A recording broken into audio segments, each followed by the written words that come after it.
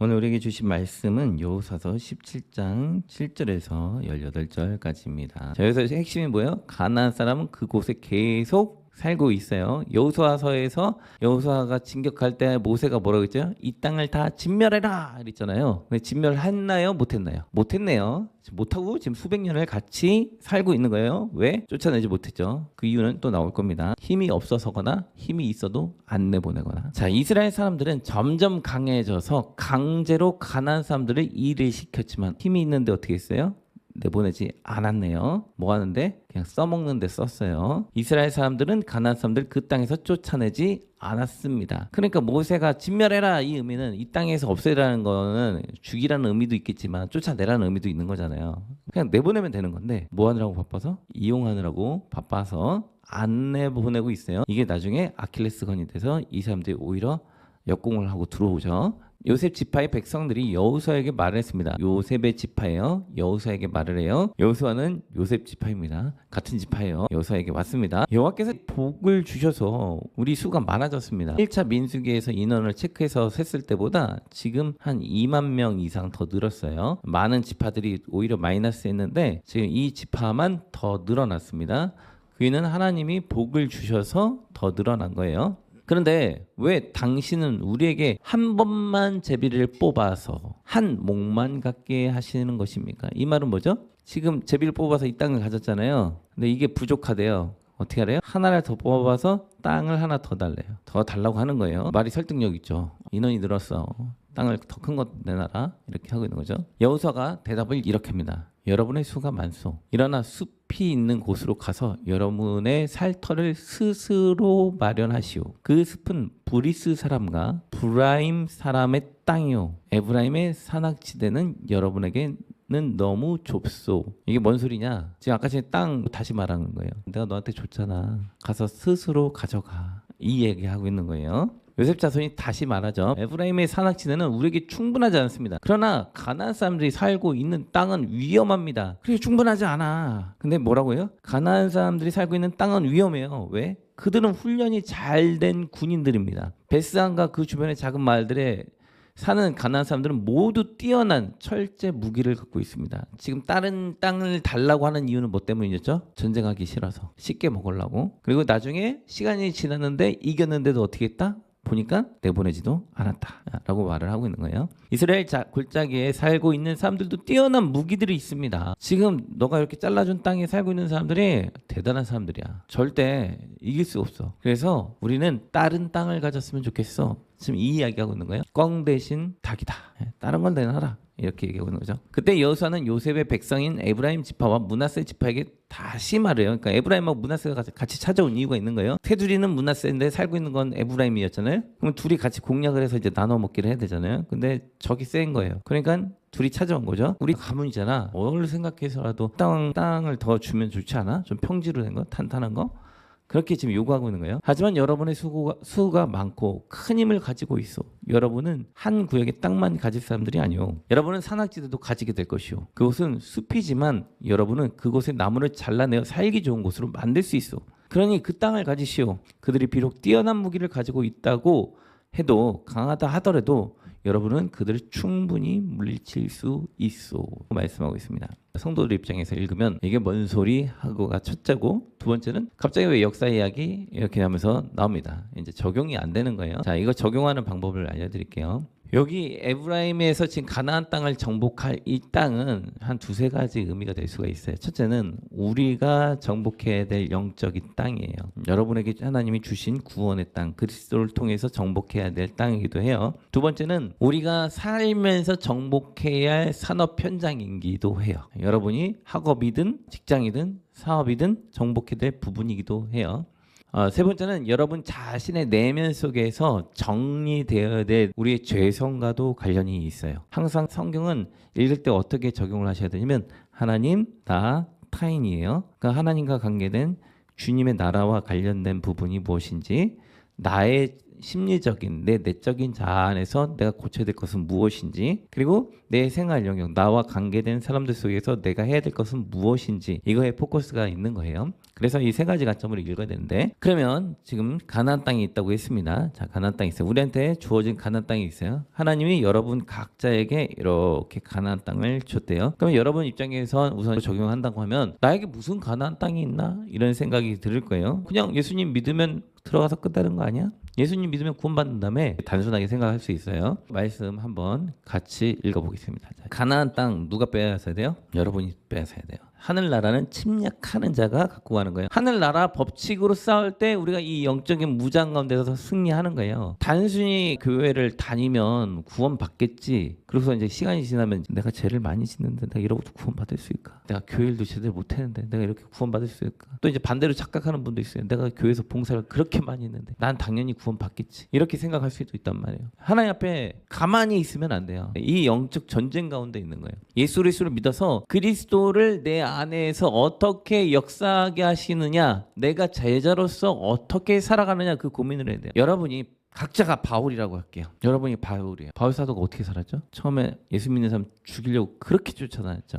예수님 딱 믿었어요. 주님의 복음을 전하고 내가 거의 죽기를 각오한 거잖아요. 하나님의 말씀을 그렇게 전하고 다니잖아요. 그가 죽는 그날까지도 부끄러움 없이 하나님의 복음을 전하다가 가려고 사람을 만나는 사람마다 복음을 전하다가 감옥에 간 거예요. 그러다가 사형을 당하잖아요. 그럼 베드로의 입장을 한번 생각해 볼게요. 베드로는 어떤 사람이었죠? 어부였어요. 근데 이 사람이 예수님 너무 좋아가지고 신기하고 위대하니까 막 쫓아다녔어요. 쫓아다니다가 사건을 만나죠. 어떤 사건을 만났죠? 예수님이 잡혀가 버렸죠. 그래서 도망을 갑니다. 그리고 부인해요. 나 저 인간 몰라, 욕하면서. 그러다가 예수님을 만나고 마음이 회개하죠. 그래서 내 양을 먹여라, 쳐라, 돌보라, 이런 말씀을 하시니까 베드로 사도가 마음이 너무 아팠죠. 그래서 어떻게 해요? 뭔가 마음을 다해서 평생을 하나님 말씀을 전하면서 계속 돌아다니는 거잖아요. 성경의 지식은, 지식이 영성으로 가려면 행함 가운데 만날 때 이 영성으로 가요. 바울이나 베드로 사도나 이 사람들은 행위로서 열매를 맺었어요. 나는 무슨 열매를 맺고 있나? 천국에 가면 이제 바울 사도 이름이 있고 베드로 사도의 이름이 있는 것처럼 우리의 이름이 이렇게 각자 걸릴 거란 말이에요. 딱 써 있을 때 뭘 했지? 이렇게 해서 찍히면 안 된다는 거예요. 이해되시죠? 우리가 바울 하면 딱 떠오르는 게 있잖아요. 아, 베드로 하면 딱 떠오르는 게 있잖아요. 그러면 김충만 딱 하면 하나님이 너 뭐 하다가 왔구나 딱 말할 수 있게 돼야 된다는 거죠. 딱 갔는데 하나님, 저는 매일 저녁 철야 기도를 하고 매일 금식을 했습니다. 하나님이 아유 착하구나, 잘했구나, 이렇게 할까요? 아니죠. 뭔가 행함이 없잖아요. 자기를 위한 영적인 말씀을 읽고 기도하는 건 잘했지만 뭔가 행함이 없단 말이에요. 그래서 행함과 믿음은 한 세트가 돼야 되는 거예요. 여기서 보면 누구든지 주의 이름을 부르는 자는 구원을 받는다고 되어 있잖아요. 누구든지. 당신은 나의 주님입니다. 주인입니다. 내가 당신을 섬기겠습니다. 부르는 자. 당신이 이 불렀다라는 이 표현이 그냥 예수님 사랑합니다, 예수님 압니다, 뭐 이 얘기를 하는 게 아니잖아요. 왜냐면 사탄도 예수님의 이름을 알고 그의 행함을 아니까. 사탄이 모든 걸 알지만 예수님이 원하는 거에 반대로 행해요. 사탄의 특징은 예수님을 알지만 예수님과 원하는 것을 반대로 행하는 게 사탄이에요. 그리스도인은 주님이 말씀하신 것을 그대로, 종이니까 그대로 하는 자인 거예요. 그래서 주님, 저에게 무엇을 시키실 겁니까? 제가 그대로 하겠습니다 라고 하는 거예요. 그러면 구원을 받는다라는 거예요. 주인이 뭐라 했어요? 가나안 땅 너 이거 네 쌓아서 가져, 그렇게 했어요. 아유 하나님, 너무 어려워요. 신앙생활이 쉽지가 않아요. 기도하기도 어렵고요. 아유, 마음 안 맞는 사람 가서 화딱지 나는데 그 가서 섬겨주는 것도 어렵고요. 전도하는 것도 어렵고. 그냥 전 다르게 살면 안 돼요. 그냥 저 신앙생활 열심히 해서 저희 집 잘 되고 잘 먹고 잘 살았으면 좋겠는데 이렇게 좀 다른 땅 영역을 요거 한 땅 더 주면 되는 거 아니에요?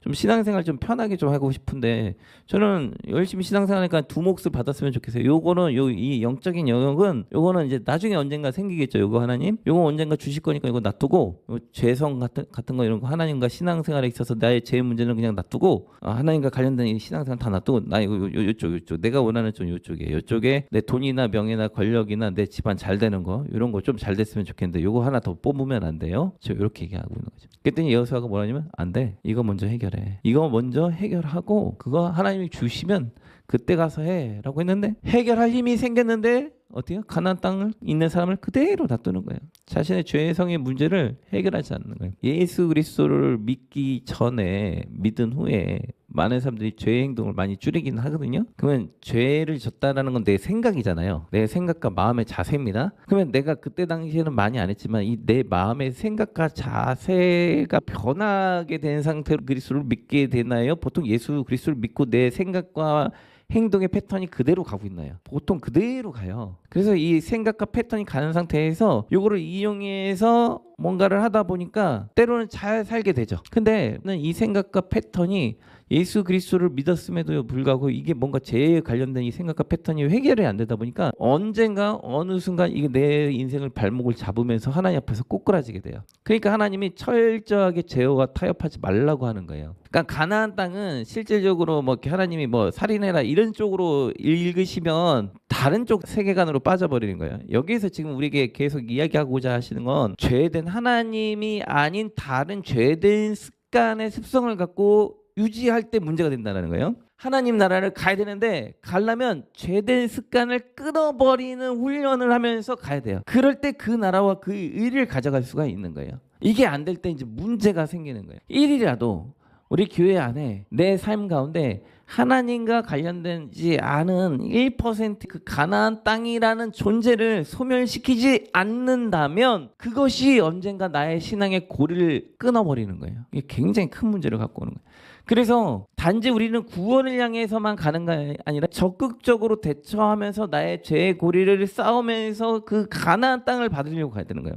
자, 그러면 보죠. 보통 기도하고 말씀을 읽어야지 힘이 생기고 힘이 생겨야지 하나님 복음을 전할 거 아니에요. 이제 오늘부터 제자 훈련을 해. 학생들 후배들 모아놓고 2명씩 매일 가르쳐, 매주 가르쳐. 이러면 분명히 저한테 이럴 겁니다. 목사님 아는 게 없는데 제가 뭘 가르치죠? 이렇게 얘기할 거예요. 이거는 누구나 똑같이 이렇게 이야기하실 거예요. 그러면 성경은 우리에게 뭐라고 말하죠? 강호 담대하라 내가 너와 함께하고 있다. 주의 말씀 가운데 내가 배운 거 전하는 거잖아요. 그러면서 그들을 변화시키는 거잖아요. 그게 어떻게 되든 하나님의 나라 안에서 내가 최선을 다하는 거잖아요. 우리가 노력하지 않고 뒤로 빠지는 경향이 있다는 거죠. 아는 것으로 가면 안 돼요. 행하는 것으로 가야 돼요. 많은 한국 교인들이 예배당에 와서 예배를 듣고 그냥 가요. 그러면 여기에서 무너지는 겁니다. 듣고 행하는 자가 큰 거예요. 그 가나안 땅을 가기 위해서는 뭔가를 행해야 돼요. 하나님 나라에 어떻게 들어갈 것인가? 그리고 어떻게 그것을 받아낼 것인가? 이게 우리의 공통의 관심사예요. 개인의 관심사는 뭐 직업이든 자녀가 다 다르니까 우리의 공통의 관심사는 그리스도를 어떻게 믿고 그리스도의 영광을 어떻게 나타내서 내가 그의 나라와 그의 일을 어떻게 가져갈 것인가? 이것이 우리의 최대 관심인 거예요. 그래서 어떻게 되냐? 뭔가 하나님 앞에서 간절함을 가지고 저 나라를 향해서 달려가자는 거예요. 그럴 때 받을 수 있다라는 거예요. 달려가지 않으면 못 받습니다. 그래서 요한계시록에도 보면 네가 첫사랑을 잊어버렸다. 뜨겁지도 차지도 않다. 뭐 이런 표현들 하시잖아요. 하나님 앞에 최선을 다하셔야 돼요. 하나님이 보시기에 부끄러움 없는 신앙. 내가 나를 봤을 때 부끄러움 있는 신앙이 아니라 하나님이 나를 봤을 때 부끄러움이 없는 신앙이 되기 위해서 최선을 다하셔야 돼요. 어떻게 했냐? 마태복음 25장 35절 보니까 내가 배고플 때 너희는 내게 먹을 것을 줬고 내가 목마를 때 너희는 마실 것을 줬고 내가 나그네로 있을 때 너희는 나를 초대해 줬고 내가 헐벗을 때 너희는 내게 옷을 입혀 줬고 내가 아플 때 너희는 나를 돌보아 주었다. 내가 감옥에 있을 때 너희는 나를 찾아 주었다. 여러 개의 사건들을 모아서 얘기하는 거예요. 그러니까 내가 할 수 있는 범위 안에서 남들이 우습게 생각하는 걸 하고 있는 거죠. 그때 의로운 사람들이 내게 대답할 것이다. 주님, 언제 주님께서 배고프신 것을 보고 우리가 음식을 주었습니까? 언제 목마르신 것을 보고 마실 것을 주었습니까? 언제 나그네 된 것을 보고 우리가 초대했습니까? 언제 헐벗으신 것을 보고 우리가 옷을 입혔습니까? 우리 주변에 그런 사람들을 우리가 돌보는 거죠. 하나님은 우리가 할 수 있는 이 작은 영역을 보고 계신다고 지금 말씀하고 있는 거예요. 내가 진정으로 너에게 말한다.